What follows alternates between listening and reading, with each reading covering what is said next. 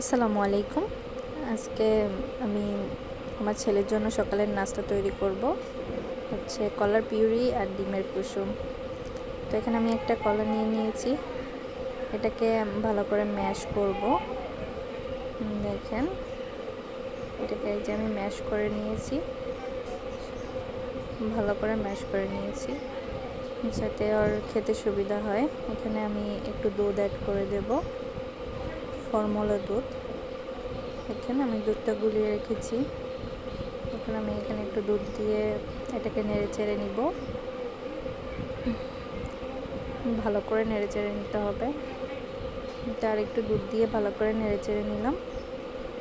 দেখেন, এটা মেশানো হয়ে গেলেই এটার কাজ শেষ। দেখেন, আমার মেশানো হয়ে গেছে। আপনারাও চাইলে বাবুদেরকে সকালবেলা এরকম পুষ্টিকর নাস্তা দিতে পারেন। এখন আমি একটি ডিম সিদ্ধ নিয়ে নিব, ডিমের সাদা অংশটা রেখে দেবো, শুধু কুসুমটা নেব। দেখেন, আমি এখানে কুসুমটা নিয়ে নিলাম। এটাকে হালকা একটু পানি দিয়ে ম্যাশ করে নিব ভালো করে।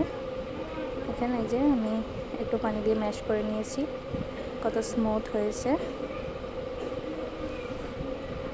এই তো আমার বাচ্চার নাস্তা রেডি। আপনারাও চাইলে খাওয়াতে পারেন এভাবে।